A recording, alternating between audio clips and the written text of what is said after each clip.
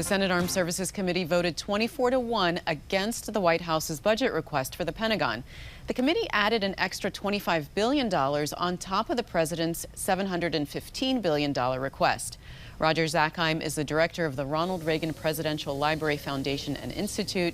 He's former Deputy Assistant Secretary of Defense. Roger, welcome. Thanks for having me.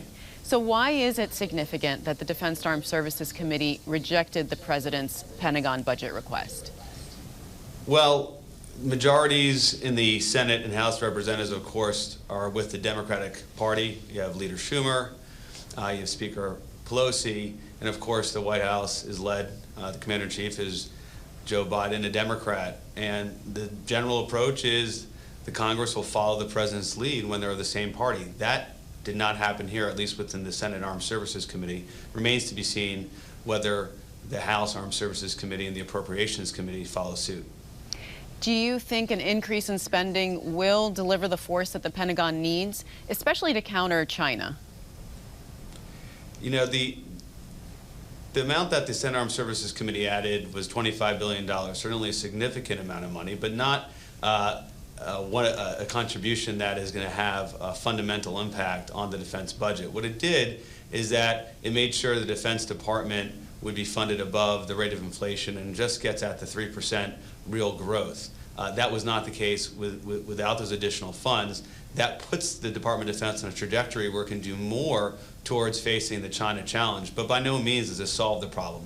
It just helps address the problem. What else does the DoD need then? You said it's not enough. Well, yeah, the challenge, of course, is how to go ahead and focus on the priorities with China while at the same time maintaining our requirements and obligations globally.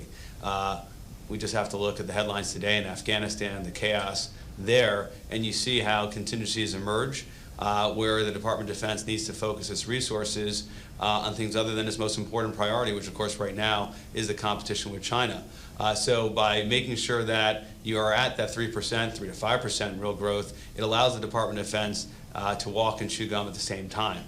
Critics would say, hey, the department needs to make tough choices. The reality is, even in a case like Afghanistan where President Biden wants to pull out, effectuating that policy requires more investment, more resources, more troops to Afghanistan to realize that policy that perhaps in the long term will require less investment there. That's to be determined. But it all reinforces the point that given the global obligations of the U.S. military, you need to make robust investment to carry those obligations out. Well, Roger, you have said that there are major changes needed to the way the Pentagon does business, such as managing its research and defense budget, its research and development budget. Tell me about those changes. Where should they start? Well, a couple of things come to mind. One is the budgeting process, and there are many voices who are saying this. I just agree with it, that the process in which the department follows to build its $700+ billion budget reflects a process from the 1960s when McNamara was Secretary of Defense. No Fortune 100, no Fortune 1000 company would follow that process, and as a result, it leads to inefficiencies. Similarly, the department's program of record does not integrate new technologies in a fashion that reflects what's required to integrate commercial technologies that the Department of Defense seeks. So these kind of antiquated systems, both on the budgeting process and how the programs of records operate, really does not allow the Department of Defense to modernize in a fashion that allows us to build a 21st century force. Those processes, there's authorities in place that allows the Department of Defense to do it, but the reality is it hasn't been done, and until we do it, we're going to see more of the same and not the innovations that we all think is required. Well, you talked about the multiple threats at once, right? You've got likely counterterrorism efforts coming from Afghanistan.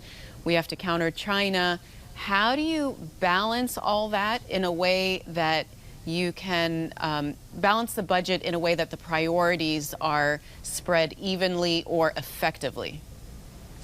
I mean, that is the question. You put your finger on the major strategic question that the national security strategy and the national defense strategy of the Biden administration is really going to need to figure out. My own view is we need to be committed to lead in 3 theaters in the world. That is Asia and dealing with China, that is Europe dealing with Russia, and of course the Middle East more broadly, the threats in greater Middle East. Afghanistan being an example. And then we need to have a budget that supports those goals. It's something that can be done. The National Defense Strategy Commission said it can be done with 3 to 5% real growth. Obviously, it needs radical management inside the Department of Defense to make sure that we're spending our resources efficiently. My own view is that simply saying we're not going to be engaged in the Middle East or we're going to do less in Europe doesn't result in less obligations. Ultimately, what happens is that vacuums are created and they're filled by adversaries, and the United States has to come in at a higher cost, both in terms of lives and treasure.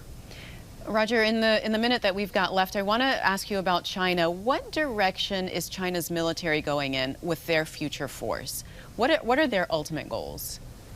Well, you heard testimony earlier this year from the former Indo-PACOM commander saying that, this is Admiral Davidson, that China really was seeking to challenge Taiwan and the so-called Davidson window, where China in the next 5 to 7 years could be looking to invade Taiwan. And that was pretty eye-opening. So that example alone reflects that China is ambitious. Their investments in the military are only increasing, even during the constrained economic environment of COVID.